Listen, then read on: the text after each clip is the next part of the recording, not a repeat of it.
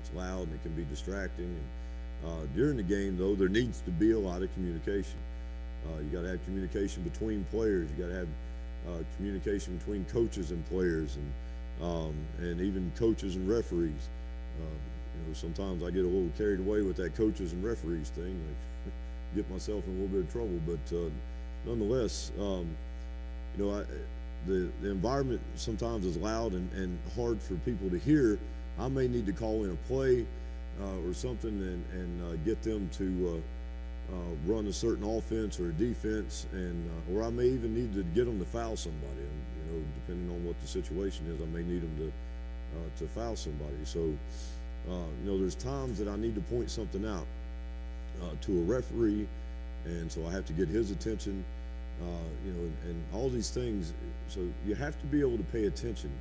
As a player, you got to be able to hear things. As a referee, you got to be able to hear things, and as a coach, you got to be able to see things so that you can communicate with people. But sometimes I even need to talk to the person at the scores table that's keeping my books. And believe it or not, that's usually the one closest to me that I'm trying to talk to in that event. And if I need to know if a kid's in foul trouble or something like that, I'm trying to talk to that person. Believe it or not, that's the hardest person for whatever reason to hear me. And I don't know why. I don't know if it's because we're kind of facing the same way and the noise is the same in their ear or what. But matter of fact, the person that keeps the books for me now is John Austin, the chief of police in Bristol. And I aggravate John anyway, tell him he can't hear a lick. I'll ask him something in the game, and he don't even turn his head. He just, I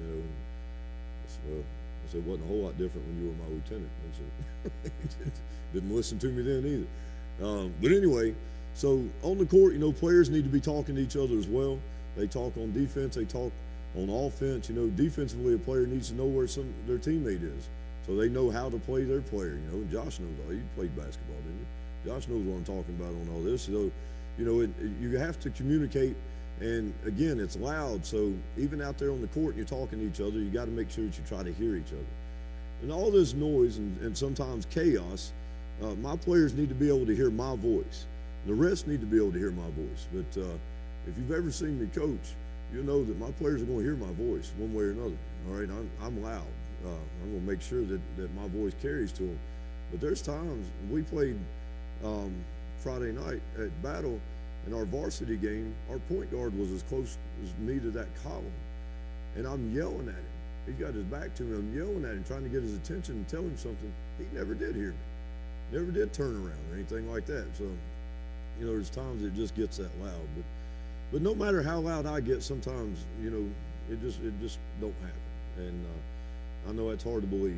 And if I preached the way I coached, I'd be, I don't know what I'd be.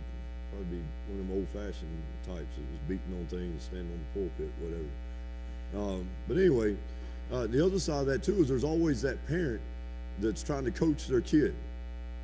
Never fails. The parent trying to coach their kid. Look, if you're that wrapped up in it, maybe you should coach. You're trying to coach a kid when I'm trying to coach him, but so they have that distraction. So now that's another added thing that keeps them from being able to hear me.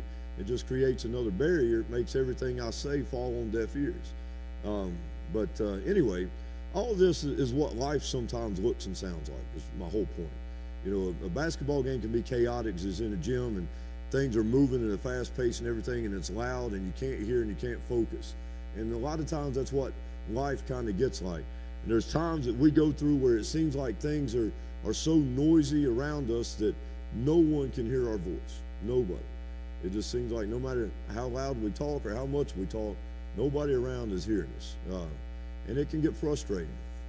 And I know that we experience this at different levels. And I taught the kids at the school and stuff that tell me, listen, nobody hears me. Nobody cares what I say. And we know that's not true, but sometimes kids get in that situation, or even we get in that situation, we feel that way. So if you're at Mark chapter 10, I'm going to start reading with verse 46 and read through the end of the chapter there. So, Mark chapter 10, verse 46. Find your place, say God is good. All the time. God is good. All right, Mark chapter 10, verse 46. Now they came to Jericho. As he went out of Jericho with his disciples and a great multitude, blind Bartimaeus, the son of Timaeus, sat by the road begging. And when he heard that it was Jesus of Nazareth, he began to cry out and say, Jesus, son of David, have mercy on me.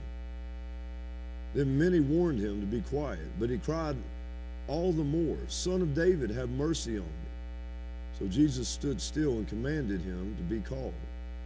Then they called the blind man, saying to him, Be of good cheer, rise, he is calling you. And throwing aside his garment, he arose and came to Jesus. So Jesus answered and said to him, What do you want me to do for you? The blind man said to him, Rabboni, that I may receive my sight. Then Jesus said to him, Go your way, your faith has made you well. And immediately he received his sight and followed Jesus on the road. So,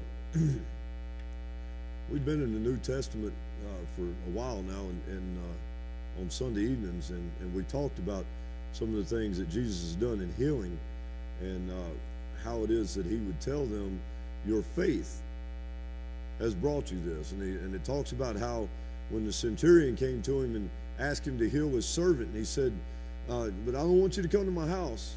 I'm not worthy of that. All you got to do is speak the word.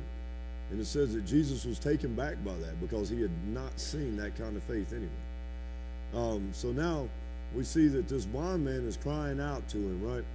So here's what I want you to do, though. I want you to picture this setting, okay?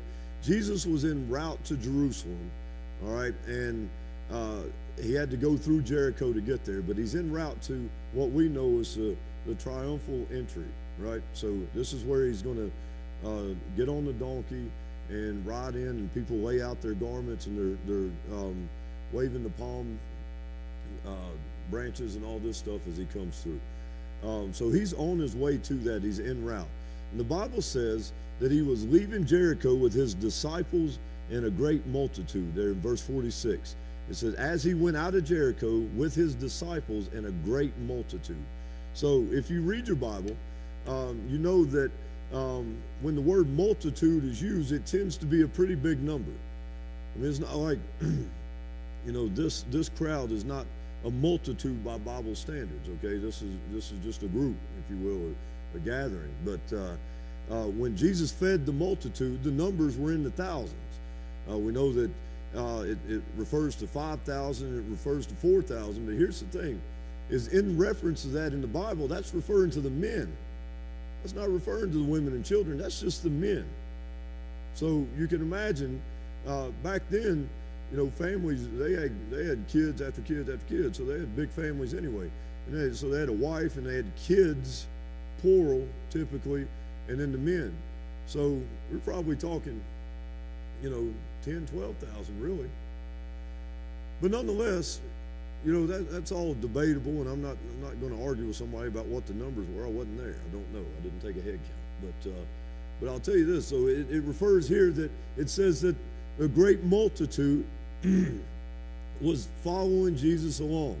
So I bring this up because with that many people coming, there's no doubt there would have been a great deal of noise among them. I mean, you can't get a group of people, if y'all start talking now amongst yourselves or whatever, it gets noisy in here to the point that I have to speak louder or kind of get Brian to turn up the sound on the microphone or whatever. But it goes back to what I was talking about in the gym. There may be players, referees, coaches, and spectators combined at a John Battle football game or a basketball game, may be, 600, something like that, 500-600 people. That's everybody combined. And it gets so noisy in there you can't hear yourself think. So now, just think about 5, 6, 7,000 people walking down the middle of State Street, okay, and the noise that would come with that. So just I want you to get that setting in your head. So as the multitude was passing through Jericho, though, there was a blind man nearby, and that blind man was Bartimaeus. And he was sitting and he was begging. That's what disabled people did. Because people who were capable of working got jobs and they had a purpose in working, but people who were blind or crippled or whatever couldn't work, they had to beg because there was nothing for them, even though the Bible tells us specifically and told them in the Old Testament that they were to take care of people like that. It didn't always happen. But the interesting thing about Bartimaeus is that he was physically blind, but he was not spiritually blind. He was physically blind, but spiritually, he knew what was going on, right? And verse 47 tells us that when he realized that it was Jesus coming through, that he cried out, "Jesus, Son of David, have mercy on me." Jesus, Son of David, have mercy on me. Now this great multitude is coming by, and this man is sitting here as a beggar, and he just starts crying out. He just starts crying out to him, right? You know, he was reaching out for something that he didn't even know where it was. And that's the thing is, so the great thing about Bartimaeus being blind is that even though he could hear, he couldn't see the multitude. He couldn't see the multitude. The point is, he didn't visually have any idea how many people were there, nor did he know where Jesus was in that crowd. He didn't have a megaphone. He didn't have big speakers set up so that he could be heard. All he had was his voice to lift up to Jesus. That was it. See, sometimes when we see an obstacle that seems too big to negotiate, we don't try. If there's a crowd of 5,000 people walking down the middle of the road, okay, and I want to get Joe's attention, but I see those 5,000 people and he's somewhere in the midst, I don't even know where, chances are I'm not even going to try. What's the point? If all I have is my voice to sit on the side of the road and yell, "Joe, Joe," what's the chances? Unless he's literally, just a couple of people away from me in a mess like that, what's the chances of him hearing me? Slim to none. Slim to none. So a lot of times when we see that, we don't even try. So in my mind, that's the beauty of the fact that blind Bartimaeus was blind. He could hear the noise, but he had no idea where Jesus was in that crowd, nor did he see just how big that crowd was. So it wasn't able to serve as a deterrent to him like it does to us sometimes. Bartimaeus didn't see the obstacle, right? So through faith, he just started calling out to Jesus. It was strictly through faith. Because if we look at the physical side of it, the chances of Christ hearing him were slim to none. And that be, you got to take his omnipresence and his omnipotence, you got to take all that out. So he just started calling out through faith. Then we see in verse 48, it says that many people around him told him to be quiet. I can see it now on the streets today, somebody crying out in this manner, and the way we talk to people today, somebody would be like, "Shut up, man. Shut up. This dude don't hear you. Shut up." Because that's just the way people approach you now. Instead of, there's a nice way to tell somebody to shut up and just be quiet. And that's what they were telling him, though. They were saying, "Be quiet. Be quiet, man." It says that they warned him to be quiet. I don't even know really, where it was going with that, but they warned him to be quiet. It just don't make any sense to me why somebody would want to shut the man up anyway. There's already plenty of noise, I'm sure, but I guess they felt like that he was making a spectacle of himself, or that he was going to bother Jesus en route to whatever he was doing. But how many know that when we try our hardest to get close to God, when we're really trying to be close to God, there's always some Debbie Downer trying to discourage us? How many knows that? It never fails. The deeper you dig, the harder you try to get closer to God, there's somebody always showing up in your life trying to knock you down off of that, trying to make you feel like you're not worthy to even be close to God, or that what you're doing is foolish. What are you doing? How do you know this even exists? All these questions come up. There's no doubt that the enemy will strategically place people in your life to do that very thing, Just like the enemy strategically placed people beside Bartimaeus and said, be quiet. I'm telling you, just be quiet. He didn't listen. He didn't listen. That's where we need to get to. We need to be able to do that. No matter how much somebody's trying to discourage us in our faith when we're trying to grow in Christ, we don't need to listen to that. But it's hard sometimes not to hear all the voices that are coming at you. It never fails. It never fails that some know-it-all, though, will come on. Okay? When we're at that point of calling out to Jesus and try to quiet our communication with him through one thing or another.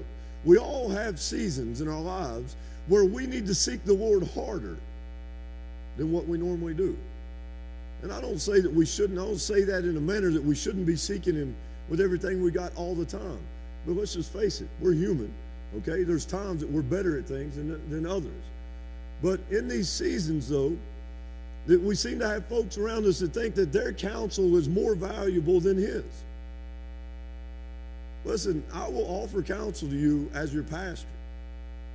But you have to understand, it's all based on what I know from here. Because I've screwed stuff up so much, you don't want to hear my counsel. Okay? I'm going to lead you down the wrong road in that if you just base it off of the things I've done. Now, if I have an opportunity to teach you from my mistake, I'll be happy to do that. I don't care to be transparent in you and things. Obviously, I think y'all figured that out. I don't care to be transparent in that if I can teach you from that. But my counsel is not going to be as good as what's right here in this book. So therefore, when you come to me and you need something and I'm trying to counsel you in that, you can trust me when I tell you, it comes from here.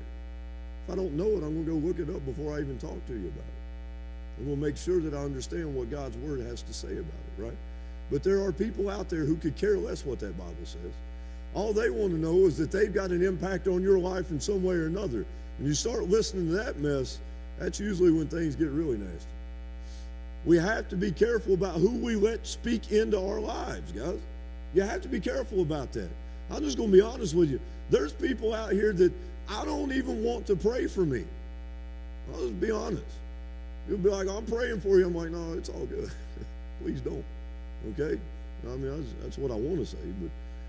But here's the thing, is because they don't know how to trust God's will over their own. Don't pray for me about what you think I need. If you're going to pray for me, I need you to pray and ask God that his will be done on my life, not your will. And if you can only pray your will, please don't pray for me. I'll just tell you. And I mean that from the bottom of my heart. I love you, but don't pray for me if you can only pray your will. You know, I'll give you a list of other people you can pray for. All right? Here's the thing, is look what happened to Balaam when he chose to listen to Balak over God. And if you're not familiar with that story, Balaam is the dude whose donkey talked to him. And if you're not familiar with that story, look it up and read it because it's really cool. But God used a donkey to speak to Balaam. Balaam was a quote-unquote prophet, self-proclaimed, false in a lot of his stuff, prophet for money. He would tell people the things they wanted to hear, so they would pay him, essentially. He was going to do that same thing when Balak came to him and told him to go tell the children of Israel to go away, more or less. But God spoke to him and said, no, you're not going to say that. This happened more than once. It went back and forth, and finally Balak came to him, convinced him that he needed to go do it, and he was going to pay him. So he got on that donkey, and he started that way. And the donkey just stopped. Donkey just stopped. So now Balaam gets ticked off. And he's like beating on the donkey, and like, what's your problem? Finally, the donkey opens his mouth and is like, why are you doing this to me? At that point, I'm going to realize, okay, when the donkey starts talking to me, somebody either put something in my drink, all right, or I really need to listen. One of the two. One of the two. But the donkey spoke to him. And finally, he turned around and he saw that God's angel was there ready to kill him if he kept going. So we got to be careful about who we listen to.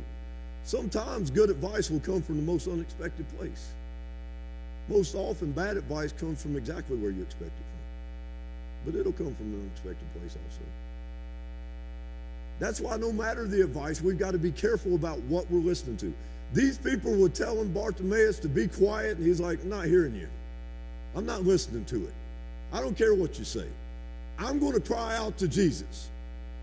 I need to understand in my life, I need you to understand in your life that no matter what anybody says around us, when there's a need comes up, we need to cry out to Jesus for that need. People say, well, that's extreme. That sounds this, that, or the other. Listen, I'm telling you now, be man enough to cry out to Jesus. You guys want to puff their chest out and talk about how tough they are, you ain't nothing without Jesus. I'll just tell you, if you think that that's what it is about being a man, you need to reevaluate some things. Because being a man means that you know where to go to get answers. Being a strong, independent woman means that you know where to go to get answers. I know where to go to get the answers on how to raise my children. I know where to go to get the answers on how to make my marriage better. I know where to go to strengthen my relationship with God. And most of it don't have anything to do with that advice column in the paper. Not anything to do with it. So if it wasn't for a donkey, dude would have been dead. Just that simple. Plenty of us, we got donkeys in our lives, okay? Every now and then, God might use that donkey to speak to you. I was going to use the Old Testament, the old King James Version word in there, but I threatened to do that at Eric's church too. I figured they wouldn't let me back. If I used the King James Version word in here, y'all would vote me out. So,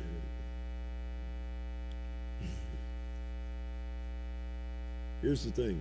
You get around people like this that choose not to give godly counsel and encouragement, but to put their own, you need to learn how to tune that out. You got to learn how to tune it out. Look, we've learned, those of us who have kids, okay, if you've had them long enough, you've learned how to tune them out. Okay, there's times that just drive you nuts if you don't tune them out. But, okay, we also know when to listen. Bartimaeus realized that this time it was not a time to listen, right? So he wasn't listening to them. Here's the thing. Look in verse 48. It says, then many warned him to be quiet, right? We see that, but let's look on down. But he cried out all the more, Son of David, have mercy on me. Listen, the more people discourage you from crying out to God, that's usually a first sign that you need to be crying out to God more. Because the enemy is using that person to tell you, hey, stop crying out to him. So if somebody tells you you're wasting your time or whatever, you need to cry out harder and louder and realize that he's going to meet you in your situation. He's going to. If it weren't for that, if he wasn't listening in the first place, then the enemy wouldn't care that you were crying out to him. So he's not going to put people in your life to be an obstacle. The more obstacles you face when you're crying out to God for something, the more likely it is that he's listening and the enemy's trying to interrupt that. You got to understand that. These people were crying out or telling him not to cry out, not because most of them probably didn't even know him. But the enemy was using them to serve as an obstacle to stand between him and God. But no, he said, Son of David, have mercy on me. It says all the more he kept crying it out. There's significance to the fact that he was calling out Son of David more than he was Jesus. The first time he said Jesus, Son of David. The second time he didn't say that he said Jesus, just said that he cried out all the more Son of David. The significance in that is this. It was known that the Messiah would be a descendant of King David. That was known, right? So by referring to Jesus as Son of David, Bartimaeus was acknowledging Jesus as the Messiah. He had never met Jesus. He had never met him. He had only heard of him. But his faith told him exactly who Jesus was. He couldn't see, okay? He couldn't see this multitude. All he knew was what was going on and the impact that Jesus was having, the teachings that Jesus was teaching. And now this crowd comes through, and he knows that if his condition is ever going to change, it's only going to change by getting a hold of Christ. Right now, if your condition, whatever it is ever going to change, the only way that it's going to change for the good is to get a hold of Jesus Christ. You have to understand that. Bartimaeus knew that. He knew that no matter what, no matter how much discouragement, no matter what stood between him and Christ, the only way that his situation was going to change and that he was going to receive the healing that he needed was to reach out to Jesus Christ. That was it. The same holds true for us. We are not capable of saving ourselves. I am not capable of saving you. Your neighbor can't save you. Only Jesus can save you. And sometimes we got to reach that point of desperation to cry out. These young people, man, I feel sorry for them. There's so much crap going on. So much stuff going on around them. And when they do cry out to Jesus, you can guarantee that there's a whole lot of voices to drown out that cry. But they've got to be persistent in that. Continue to cry out for him. Stand for what you believe. But I know they're going to make fun of me. They're going to talk about me. Who cares? Okay? Because one day you're going to be in a place where all that crying out made a difference. We have to understand that as adults and as young people. His faith in Jesus being the Messiah is what ultimately ended up bringing him healing right here. That's where his faith, he knew that Christ was the Messiah. He believed that. He had faith in that. And he knew what Jesus could do for him. And no matter what anybody said, he was going to cry out to him. When we call out to Jesus for a need in our lives, we have to have faith that he is who he is and that he can do what he says he can do. It goes back to what I was telling you about praying over people and things like that. If you don't have faith that Christ is going to do what you're asking him, don't come up here. Plain and simple. If we ask you to pray over a prayer shawl and you don't have faith that God will bring comfort through that prayer shawl, keep your seat. Don't come up and put your hand on it. My last point is this. Just know that no matter how crazy or how chaotic or noisy life gets, Jesus can still hear your voice. I know sometimes it seems like we pray and we pray and we pray and we pray and there's nothing happening. There's nothing happening. Like, God, can you hear me? You know, is it bouncing off the ceiling and coming back when I say something? He hears you.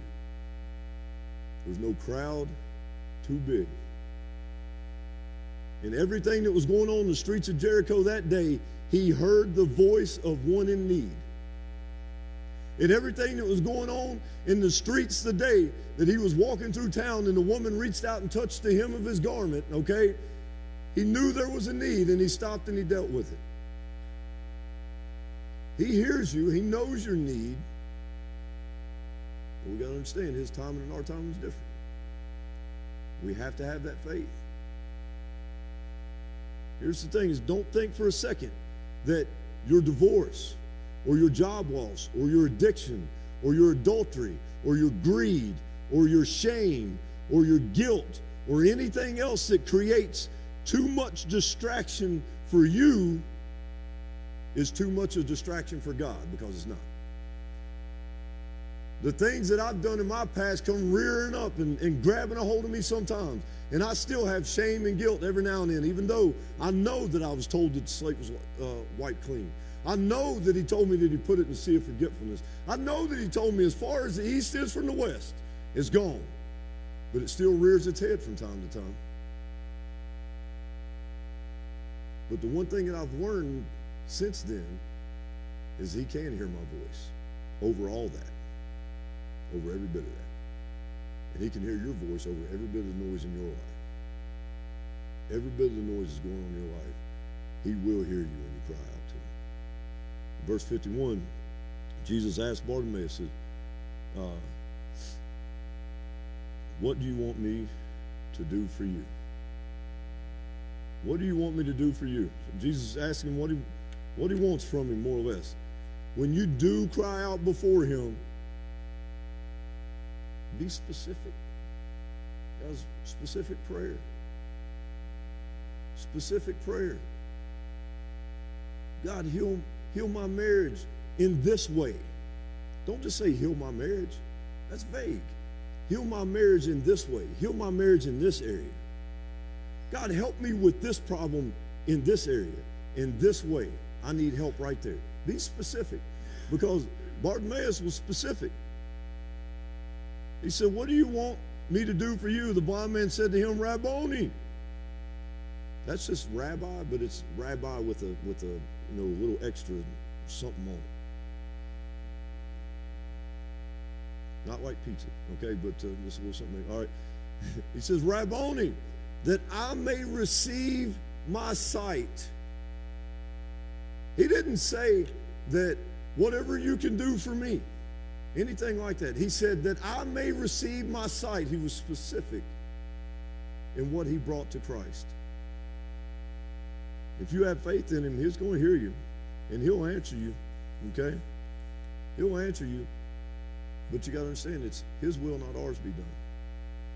If Jesus Christ will pray to God and say, God, take this cup from me, but not my will, but yours be done, then who are we not to ask for God's will? Just know, no matter how noisy the world, he hears your voice, even in that deepest, darkest time. Bow your head. I know there's some of us sitting here right now